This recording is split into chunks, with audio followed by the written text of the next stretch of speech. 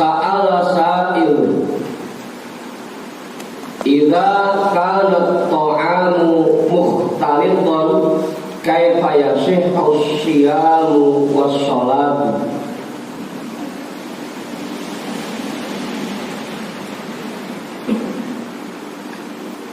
Ada orang yang bertanya, orang dia,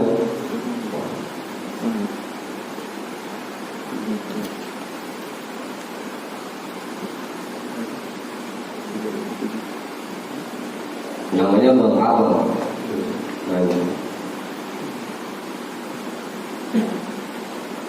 Idza kana ta'amu mukhtalitan kaifa yasihhu siyamu was-shalatu. Apabila makanan yang masuk ke dalam tubuh seseorang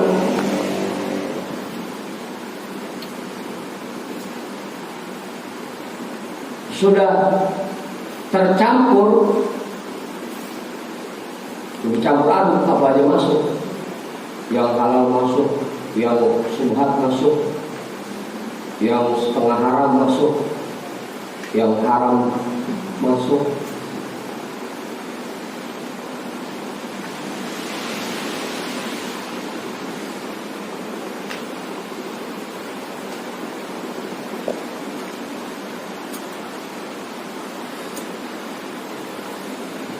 Udah campur aduk udah. Apabila keadaan makanan yang masuk ke dalam tubuh seseorang sudah tercampur, kaifa yasihhu siyamu was-shalatu.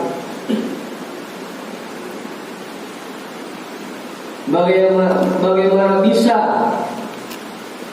menjadi sah puasanya dan sholatnya?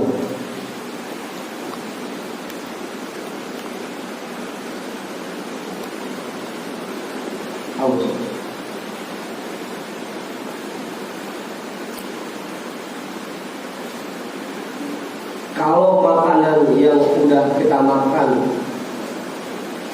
nyampur, apakah sholat dan puasa yang kita kerjakan sah?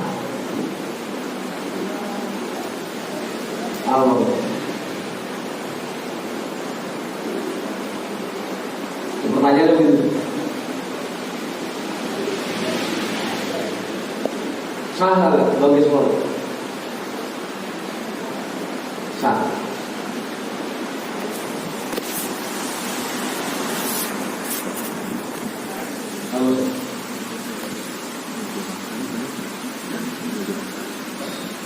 Faqala, maka Tuhan saya menjawab, al halalu bayyinun wal haramu bayyinun.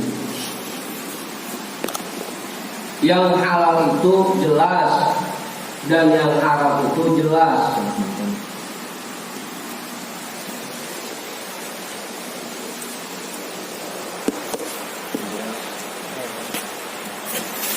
Asyar'u bayyinun laka wa tawaqqufu aidan.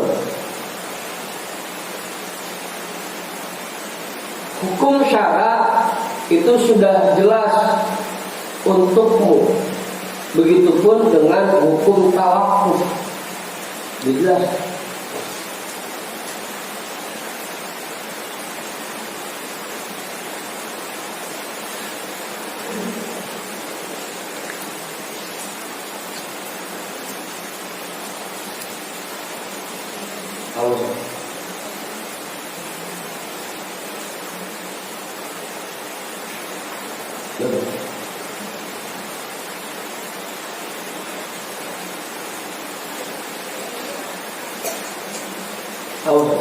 Tahu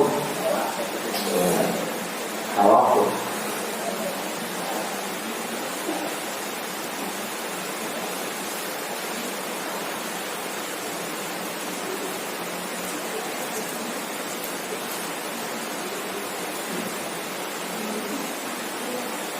Bentar, penjelasannya.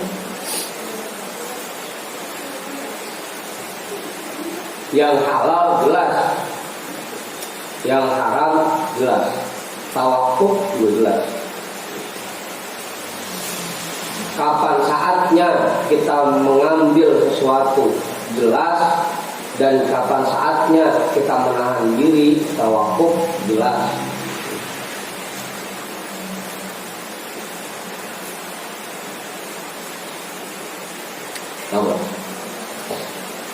Halo.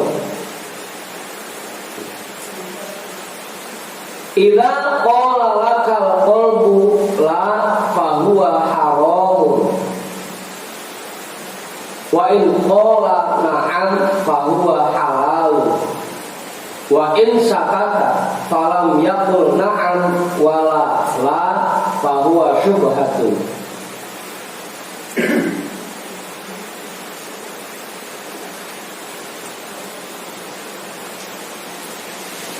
Apabila hatimu berkata jangan, maka itu haram.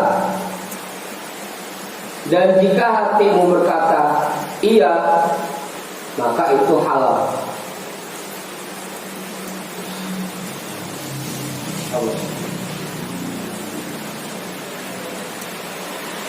Karena Allah itu sifatnya mutakalliman, selalu memberikan firman-Nya ke dalam hati manusia. Petunjuk Allah itu bukan hanya berupa Al-Quran, tapi juga ilham yang diberikan secara langsung ke dalam hati masing-masing hamba-Nya. Oh.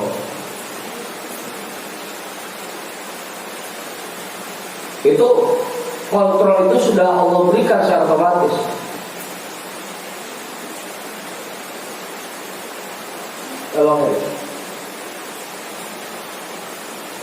Kalau hati dorong, udah makan, berarti halal.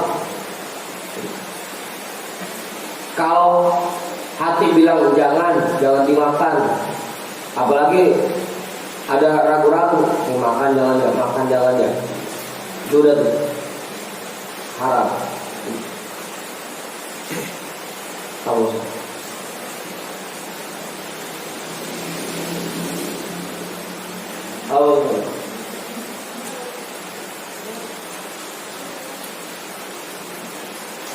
dalam suatu kita sih begitu. Kalau hati ngajakin, udah kerjain. Itu perbuatannya baik. Kalau hati itu jangan kerjain, itu buruk.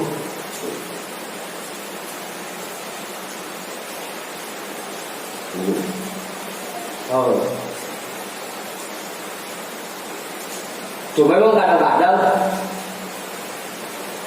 hati kita ini, kalau kata Buya, kayak rumah yang atapnya seng. Pas lagi hujan gede, kita ngobrol di dalamnya. Ngobrol udah kenceng banget, kita sambil teriak. Ini leher ototnya udah pada melintang. Masih kalah sama suara seng.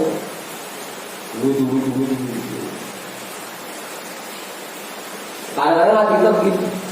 Padahal ilham dari Allah, petunjuk dari Allah selalu masuk ke dalam hati kita. Ketika kita ngomongin sesuatu, pasti hati kita ngomong antara nyuruh sama melarang. Cuma kadang-kadang karena kita masih kalah sama nafsu, petunjuk itu kita kesampingkan. Tahu padahal ngaji wajib, hati juga dorong, udah berangkat. Cuma karena kita masih kalah sama nafsu, awal banget. Sehingga petunjuk dari Allah itu kita abaikan. Awal. Ayo zikir, hatimu udah ngajak mulu. Cuma karena kita masih kalah sama nafsu, malas banget. Ngelintir lagi. Lagi kalau kata itu mah lagi mungkel lagi nomor 3.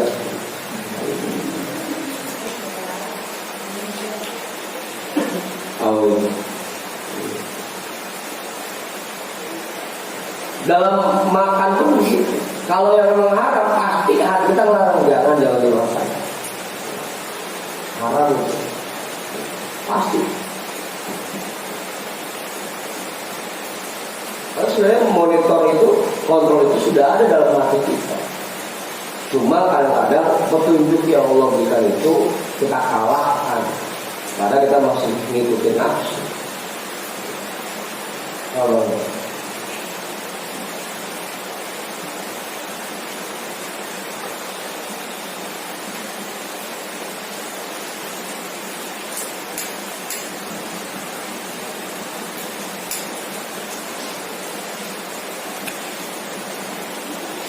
dan itu merupakan salah satu bentuk undangan dari Allah. Kalau misalkan hati udah ngedorong atau sudah muncul keinginan dalam hati, itu artinya kita sudah diundang oleh Allah untuk berbuat baik. Begitu saya. Jangan nungguin.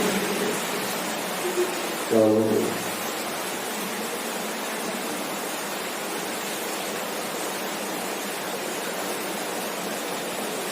Katanya ngau sih kagak ngaji yang belum diundang sama Allah. Padahal hatinya mau udah ngingetin terus, udah berangkat. Cuma kagak ngomong aja. Gitu ngomong. Semua aktivitas kita semuanya sudah diberikan petunjuk oleh Allah. Tinggal kita sadar.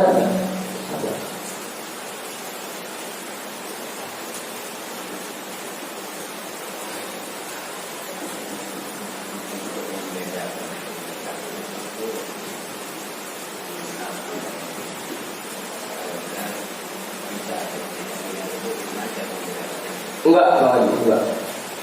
Karena kita pernah diajarin sama Buya, hati ini terdiri dari 4 lapis. Yang paling pertama kisrun, kulitnya. Itu yang bagian dagingnya hati. Yang kedua ada kolbun. Itu yang asal kita zikir itu pakainya zikir hati, kolbu.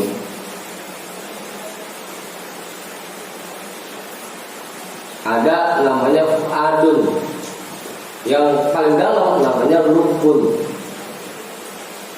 Nah, tempat berselainnya iman dan Islam juga petunjuk yang Allah berikan itu nyampainya ke lubun. Gak bakal salah. Makanya kita sering dengar ungkapan tanyakan pada hatimu yang paling dalam. Karena hati yang paling dalam gak bakal salah. Itu gak ada makhluk lain yang bisa intervensi selain Allah. Hanya Allah yang bisa. Gak mungkin salah. Kalau yang masih suka salah itu karena sudah nyampur pikiran kita yang menimbang. Bener kamu. Padahal hati pasti masih tahu yang sebenarnya. Kalau emang itu salah, hati pasti ngomong. Kalau yang benar, pasti hati ngomong. Kalau karena itu nggak ada makhluk lain yang bisa intervensi di situ.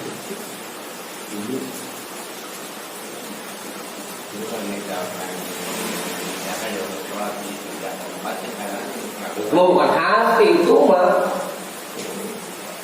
lain lagi. Kan lupa bahasanya, lupa ada di memori, ingatan, bukan di hati adanya. Ya bagaimana sih?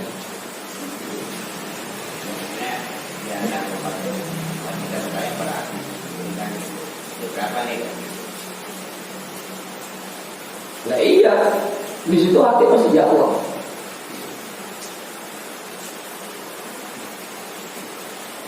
Kalau tadi wain sakata, kalau memang hati diem aja, bilang iya kagak, bilang kagak juga enggak.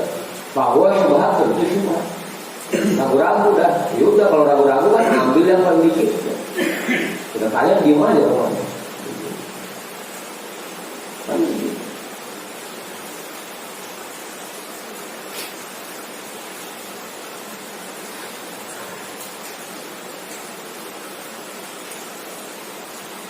Kalau ragu-ragu, hatinya ragu-ragu, ya udah tawakuf, dan udah tahan dulu. Begitu kan?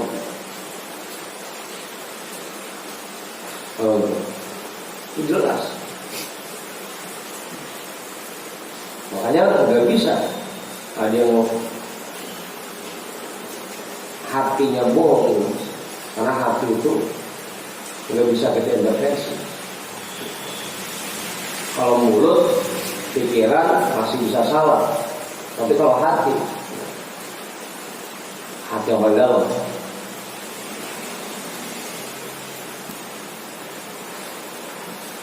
Makanya nggak bisa, nggak ada pertanyaan bagaimana cara membedain antara petunjuk yang benar atau yang salah. Nggak bisa, karena hati itu pure, hanya Allah yang selain di situ. Nggak bisa diacak-acak sama yang lain.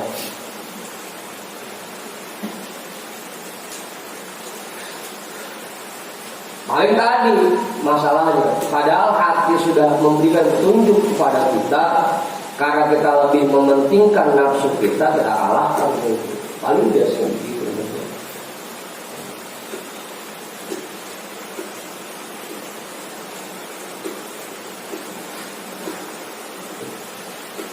Sampai orang yang paling jahat sekalipun, hati kecilnya pasti bilang itu salah. Cuma karena desakan ekonomi, tuntutan keluarga, mau kagak mau dah dia kerja juga. Padahal dia sendiri tahu, hatinya bilang itu salah. Orang yang paling jahat sekalipun.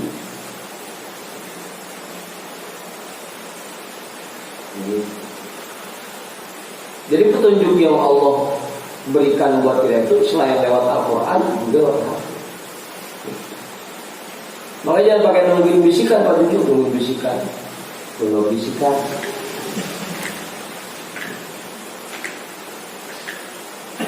Allah memberikan petunjuk bukan dengan cara itu, lewat hati. Ya, kalau ada orang yang asal dikit-dikit, asal ngobrol miring ke kanan, nungguin bisikan, nunggu ke kiri, nungguin bisikan, semua bohong, bukan petunjuk dari Allah. Buat juri apa itu? Allah tidak memberikan bisikan lewat kuping, masukinnya ke hati. Iya, mau kesono sering zikir, tahu-tahu suka ada yang bisikin di kupingnya, bang, kalau dia ini bang,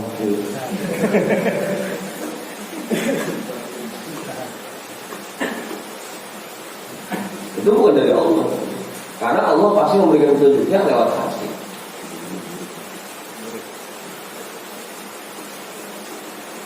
Apa?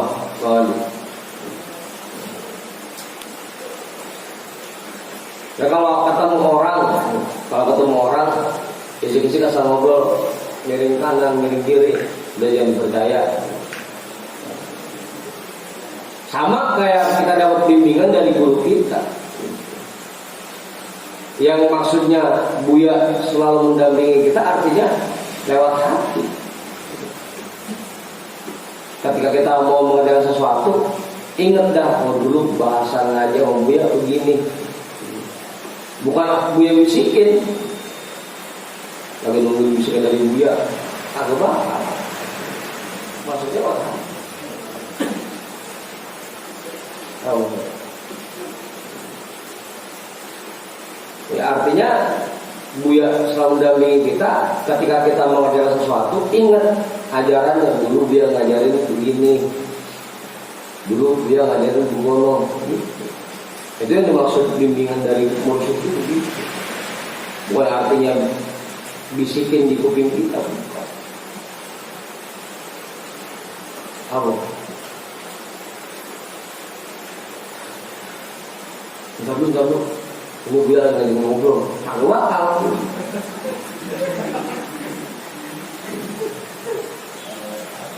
Hah? Iya lagi ngobrol asik-asik kok berhenti dulu kan kalau biar datang lagi ngobrol kan. Hah?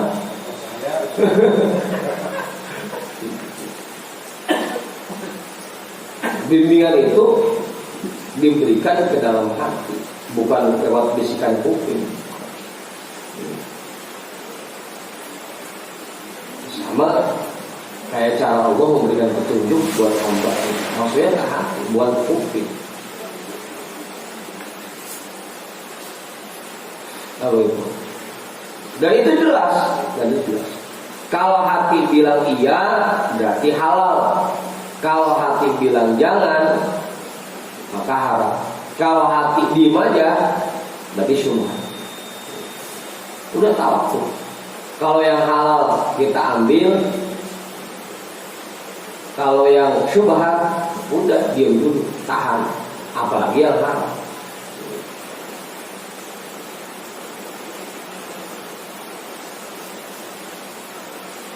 Kalau udah ada bisikan panjang itu, dan nggak ada lagi misalkan, itu ada akibatnya lagi. Haram. Nggak ada sanksinya nggak. Ada sanksi. Nah,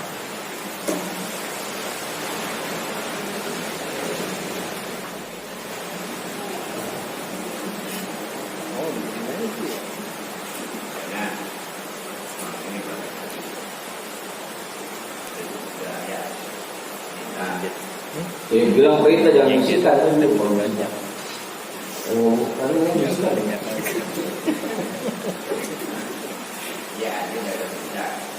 Ya iya kan jelas lagi. Kita kan dalam kehidupan ini pengennya semua aktivitas kita sesuai dengan petunjuk yang Allah berikan, gitu Pak. Sesuai dengan tuntunan yang Allah berikan. Kalau tuntunan itu sudah Allah berikan di dalam hati kita, kemudian kita langgar, kita abaikan, ya nanti dibangkit semuanya. Lah kapan udah semua kasih petunjuk? Ngapa lu pada dengerin? Begitu orang.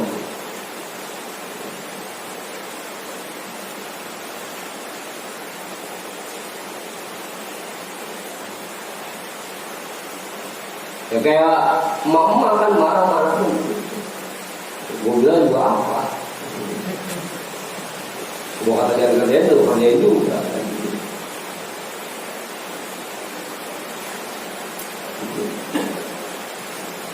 Berarti aktivitas kita belum sesuai dengan tuntunan yang Allah berikan. Kita belum menjalankan petunjuk yang Allah berikan. Kalau kita selalu mengabaikan kata hati.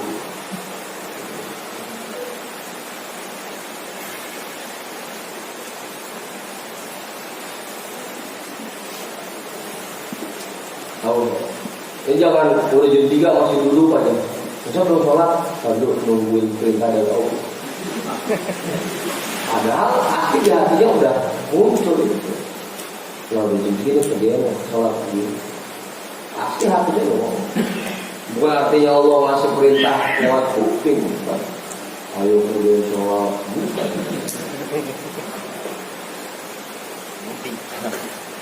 Apa itu?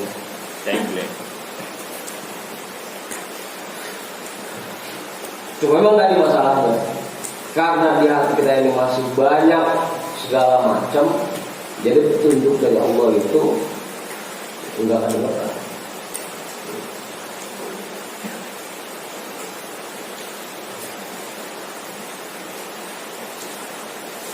In adamatil ma'lufatu wa sabarat nafsuka fahuwa al-qana'atu tadri kam indahu minat ta'ati was-shaumi was-sholati.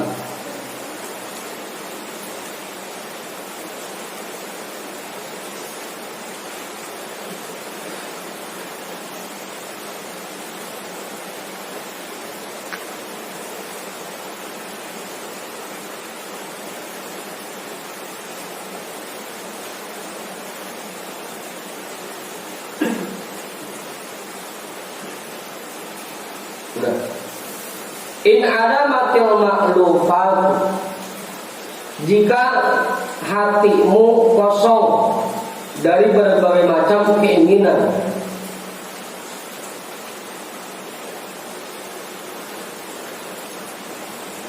Yang bikin petunjuk Allah itu tidak terdengar oleh kita karena hati kita ini masih banyak kepengenan.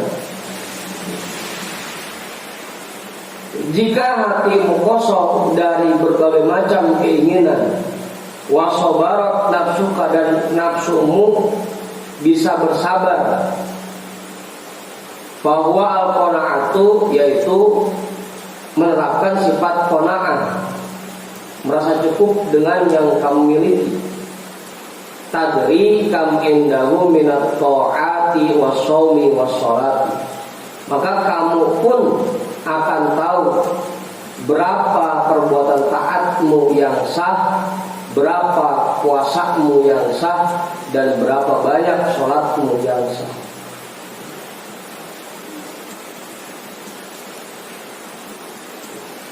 Allah.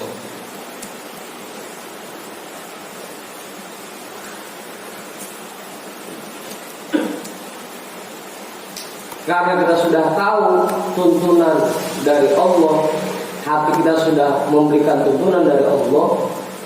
Kalau rasanya puasa yang kita kerjain, sholat yang kita kerjain tidak sesuai dengan tuntunan, pasti hati tahu, pasti hati sadar, ya ini mah Ramadan belum terima ini.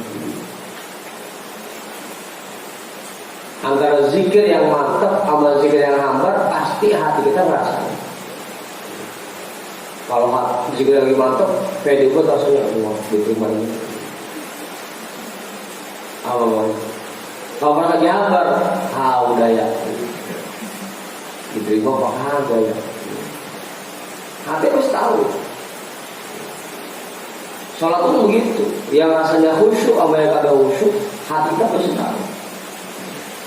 Dan hati bisa menilai, ini kata sholatnya kontennya 10 apa 3, pasti hati tahu.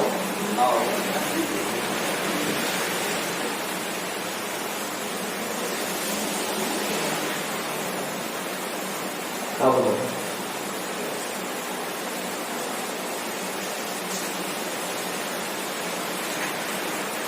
Makanya lagi-lagi bersihkan hatinya.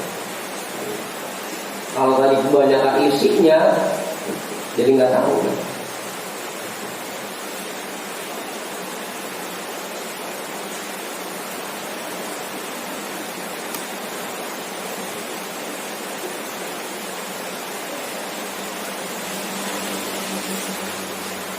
Apa? Hah? Iya, hati itu masih bohong. Pasti tahu. Antara ngaji semangat sama kagak semangat, hati kita sendiri pun tahu. Kalau nyender aja ngadep ngidul kayak semua.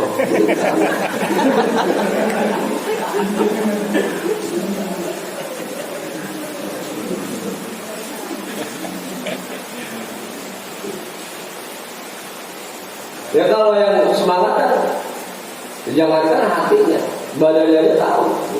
Duduknya enggak, arah pandangan fokus.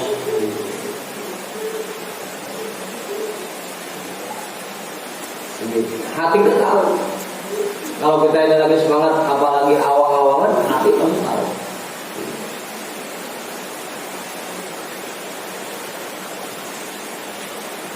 Dan itu pun hati bisa nilai. Ini mana ngaji malam ini kagak nilainya begitu. Hati pasti tahu.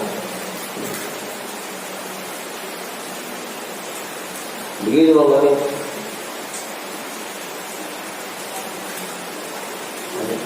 Apa bang? Layak ba'u biha.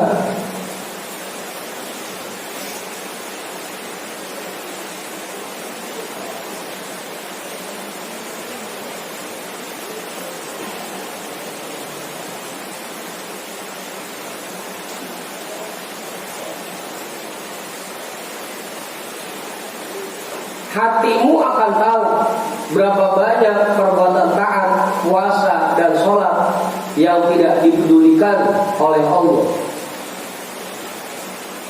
layak bau lihat yang tidak dipedulikan oleh Allah.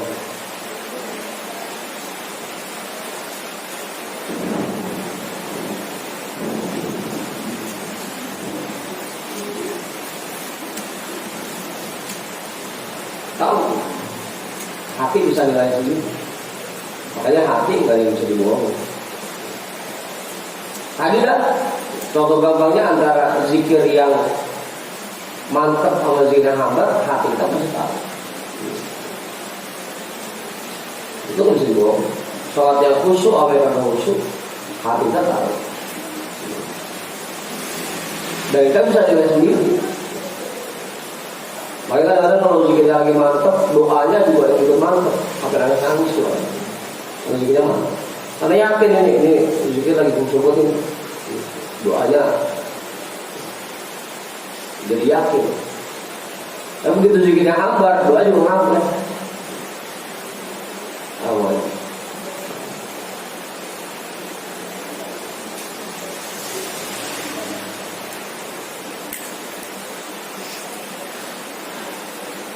Hanya hati harus berdoa. Allah. Innama muraduhu minka qalbun shafin minal aqdari wal aghyar. Sesungguhnya yang Allah inginkan darimu adalah hati yang bersih dari berbagai macam kotoran dan makhluk.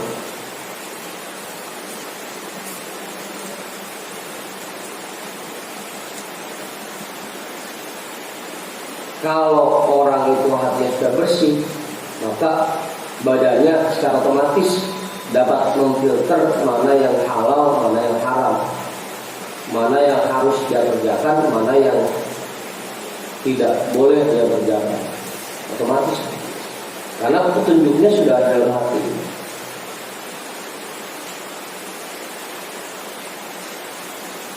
Begitu. Yang bersihin dulu hati. Jangan kebanyakan kepengenan, jangan banyak angan-angan. Bersihin hati.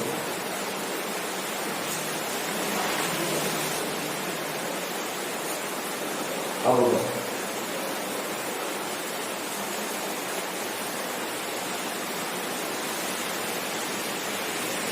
Allah. Bagaimana baik? Ada. Amin. Akdar kotoran. Kalau agyar makhluk.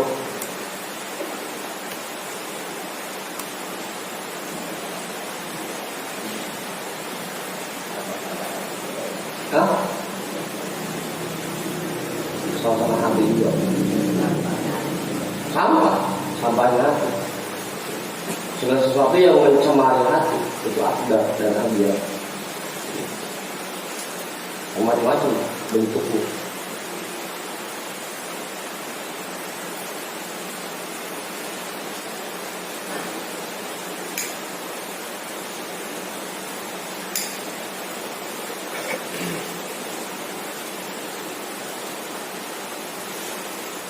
Udah. Az-zahidul munafiqu zahiruhu shafin wa batinuhu mukabbirun.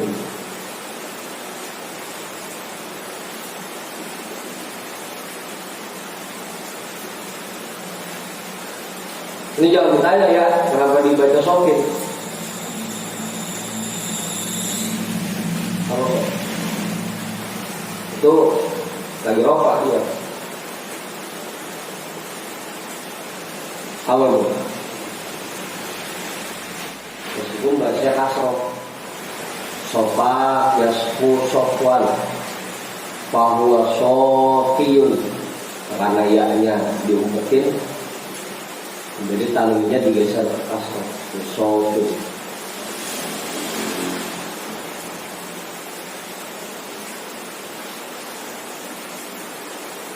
Wazannya goza yang dulu gozwan wa manzal, bahwa gozin, kalau gozil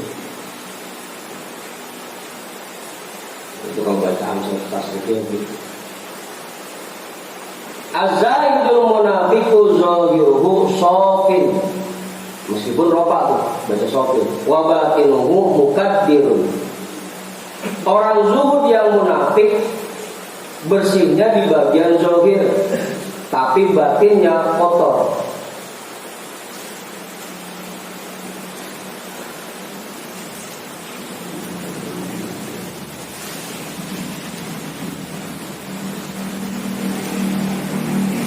Sibuk bersihin bagian lahir, bagian zahir, tapi batinnya kotor.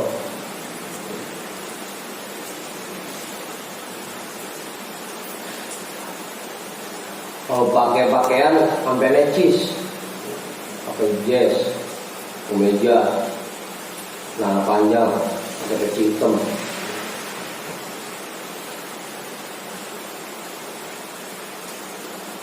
tapi batinnya kotor. Kotor.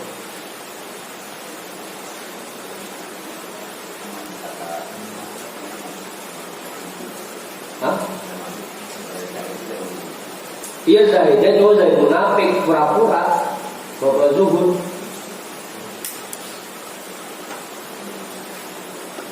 Pura-pura zuhud.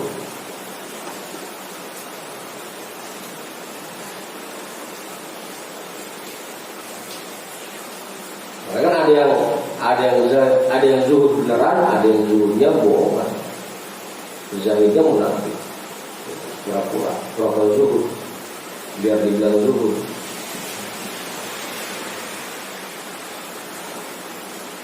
Ini bukan berarti ada lu masuk orang zahid juga dia, bukan. Artinya zuhudnya pura-pura.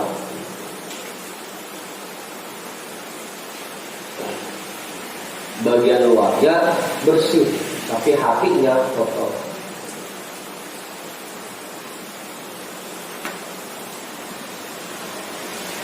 Apa? As-safaru fi khaddaihi.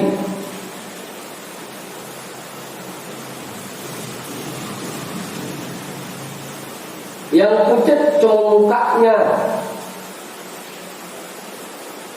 Wal khusyu'u fi katifaihi. Dan khusyuknya cuma di pundaknya.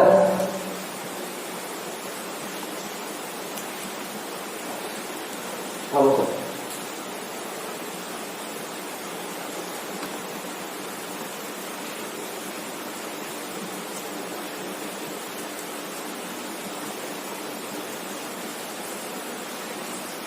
Wa juga tusufi alaihi, dan juga sufi hanya ada di badannya.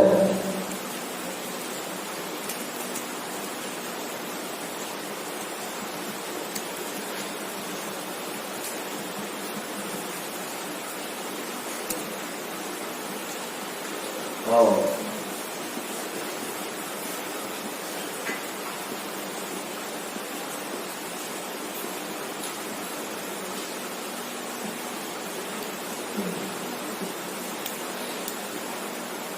Jadi cuma mementingkan tampilan luar doang.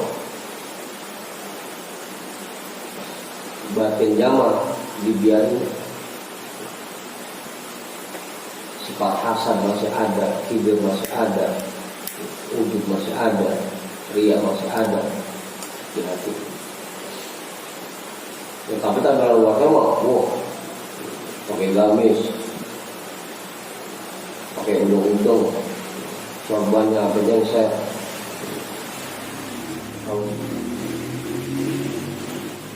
Tampilannya begitu, tapi hatinya kotor.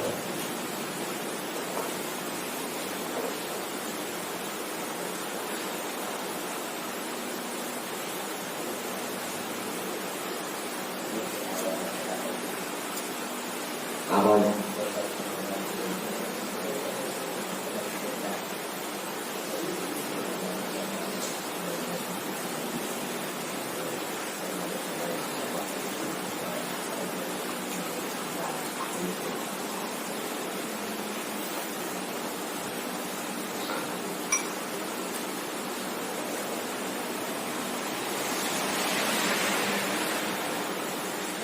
pucat mukanya.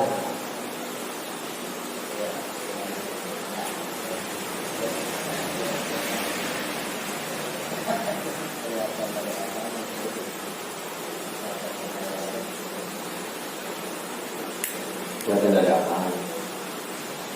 Makanya kan dulu Buya bilang tuh, takzim itu bukan cuma dengan cara cium tangan bolak-balik. Takzim itu adanya di sini.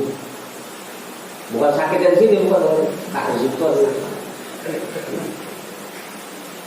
Takzim itu ada di hati. Khusyuk artinya tunduk. Patuh itu khusyuk. Tunduk itu bukan cuma di badan, hatinya pun tunduk. Kalau kita kan sama guru cium tangan bolak-balik, cuma sekedar itu doang, nunduk cuma sekedar pundaknya doang nunduk. Tapi hatinya mah geleger. Begitu Ustaz. Itu khusyuk kenapa di pundaknya doang? Yang nunduk cuma pundaknya doang. Rukuk sampai jungking kan. Jungking. Tapi hatinya kagak patuh bisa nemu. Khusyuknya mau dipundak.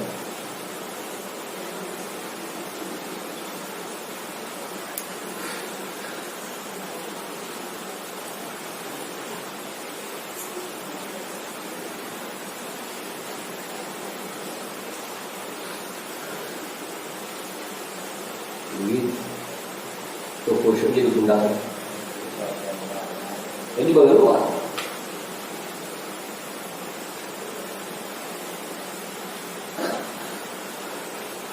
Pucat di titiknya. Kalau lagi banyak orang, kayak orang paling takut sama Allah, lagi pucat. Mengatanya kagak kalau banyak orang. Tapi lebih sendirian, berani banget sama Allah, lawan Allah. Pucat di pipi kan gitu. Orang kan pucat kalau lagi takut. Kalau banyak orang, kayak orang paling takut sama Allah.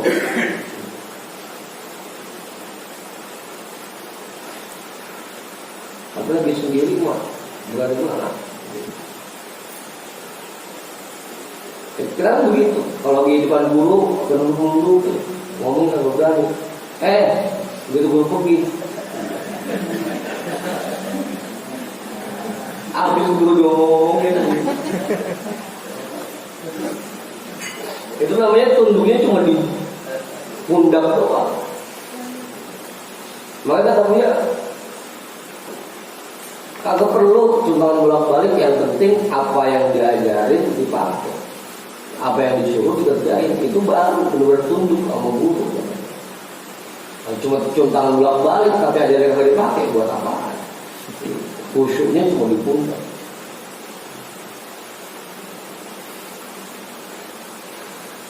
Begitu.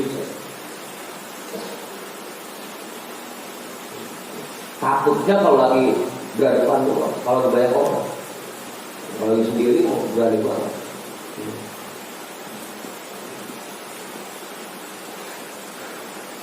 Ngomong aja kan begitu. Lagi di sini mah duduk.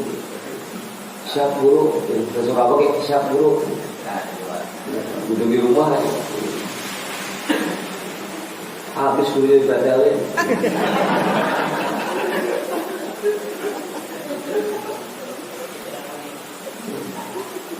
Itu namanya as-safaru fi khaddaini. Pucatnya cuma di pipinya doang, tapi nggak masuk ke hati. Begitu saya. Sebenarnya kalau paham orang.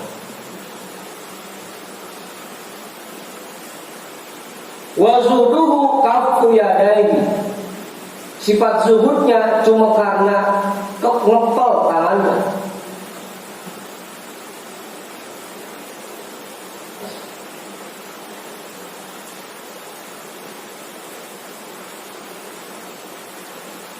harusnya zuhud itu yang sebenarnya adalah suka memberi kepada orang lain,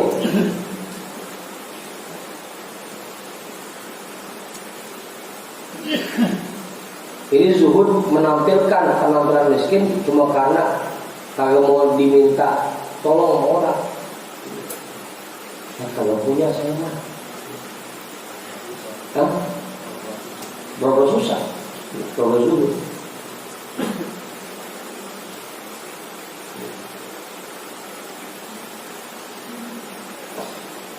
Dia kagak diminta sama orang.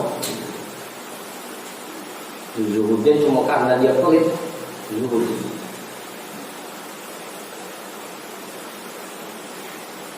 Terus sering nggak mau beli mobil, cuma gara-gara kagak mau bonceng orang luar, kagak mau. Karena pelitnya doang.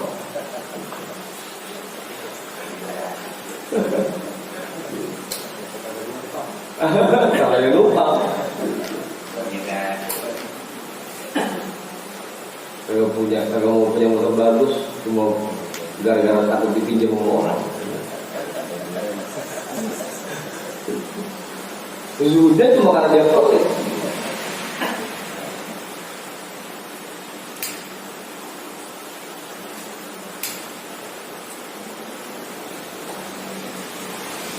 Tahu itu.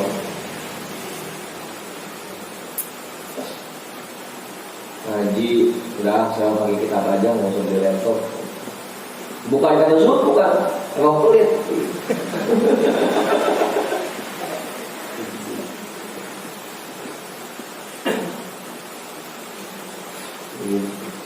Itu zuhudnya orang-orang yang zuhudnya pura-pura, gitu. Zuhudnya cuma karena pelit dan lupa.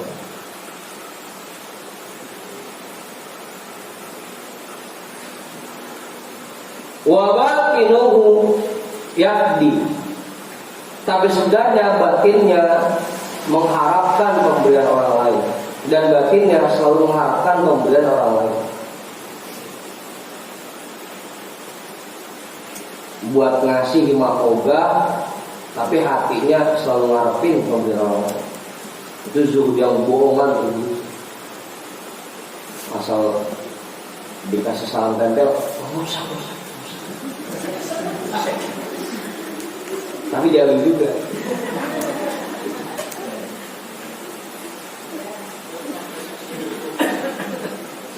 Tahu.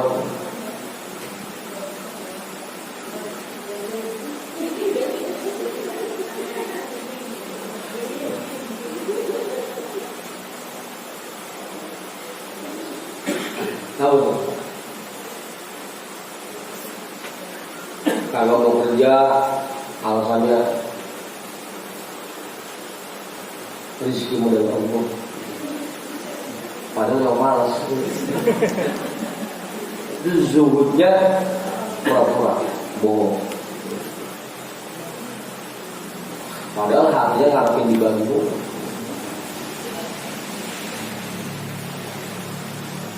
Tahu?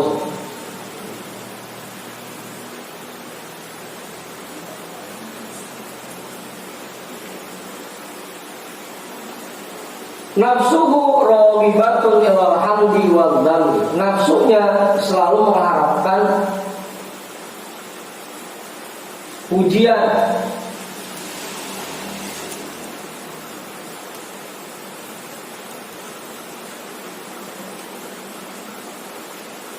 Raghibatun ilal hamdi, selalu mengharapkan pujian. Wal dzammi, dan selalu menghindar dari berbagai macam hinaan. Pengennya dipuji, kagak mau dihina. Nafsu.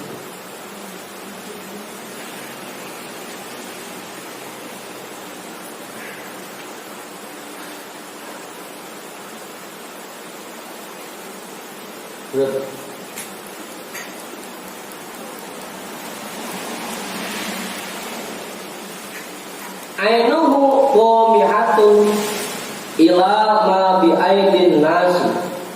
Matanya selalu jelalatan kepada apa yang dimiliki orang lain.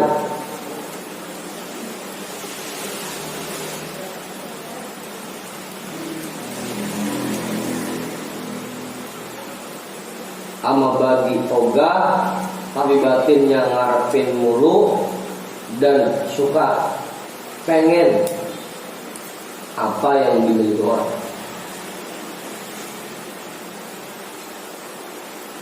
Itu orang yang zuhudnya bohongan, pura-pura.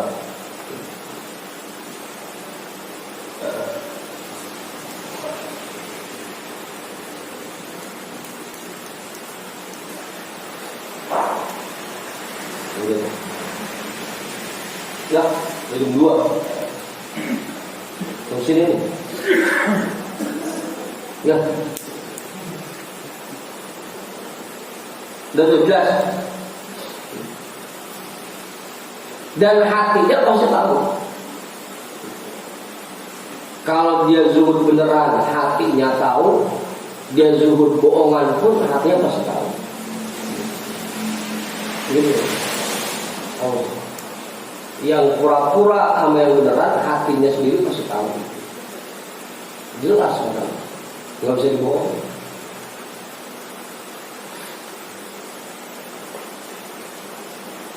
Dan selama hati kita masih seperti ini, masih kotor seperti ini, maka petunjuk yang Allah berikan nggak akan diberikan.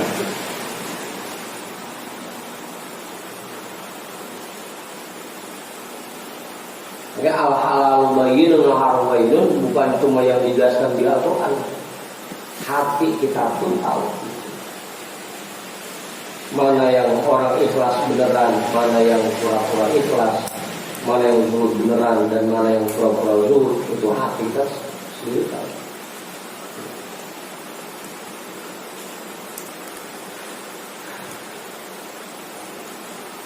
Yang patuh beneran sama yang patuh cuma di badannya doang, itu hati kita.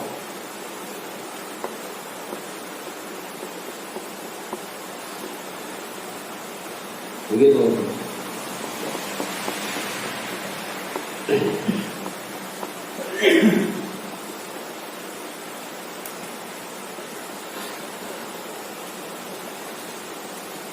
Amal arifu fazahiruhu wallahu a'lam bishawab walhamdulillahi rabbil alamin. Ya, cukup.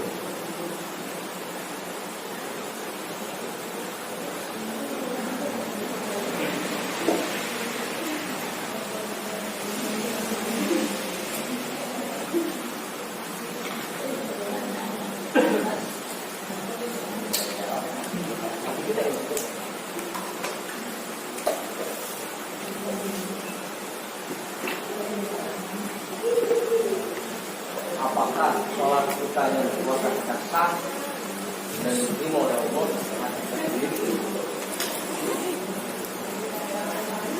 Karena keikhlasan kita, untuk kita,